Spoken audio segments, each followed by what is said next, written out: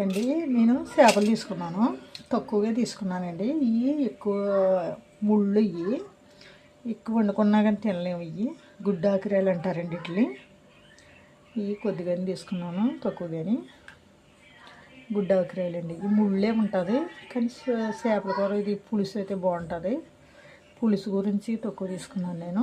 ఇందులో నేను చింతకాయలు వేస్తున్నానండి. ఇగో పావు కేజీకి 2 కాయలు తీసేసానండి. ఇంకా పులుపు ఎక్కువ వద్దని ఇవి ఉడకబెట్టుకుని రసం పోసుకోవాలి, పులుసు పోసుకోవాలి. తర్వాత పచ్చిమిరకాయలు అండి, ఒక 6 కాయలు తీసుకున్నాను. కొద్దిగా కొత్తిమీర వేసుకోవాలి తప్పనిసరిగా అండి పులుసులోని. చేపల కూరకి 2 మీడియం సైజ్ చిన్న ఉల్లిపాయలు మిక్సీ పట్టుకున్నానండి. కొద్దిగా జీలకర్ర, ధనియాలు, ఎల్లిపాయ పేస్ట్ అండి. ఇది పసుపు అండి, కారం అండి, నూనె అండి. ఇవ్వండి దీనికి కావాల్సినవి. చింతకాయలు అయితే అదే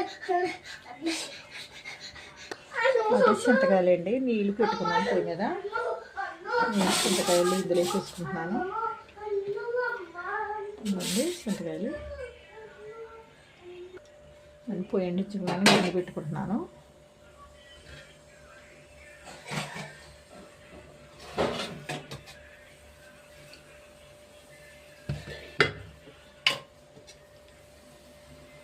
నూనె పోసుకుంటున్నాను.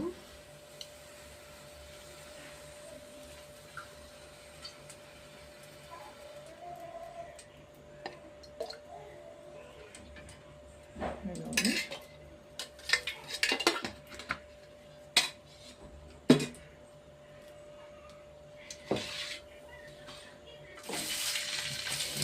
పచ్చిగా వేసారండి.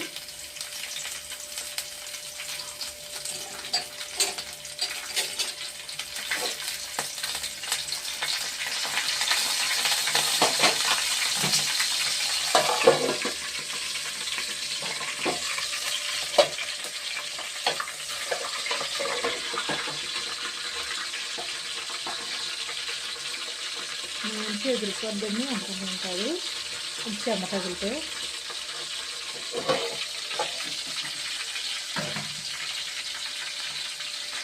ముందు పచ్చిగా లేదు కాబట్టి ముప్పైలైనా కొద్దిగా వేసుకున్నాను, ఎక్కువ వేసుకోలేదు. తీసేస్తే బాగారు.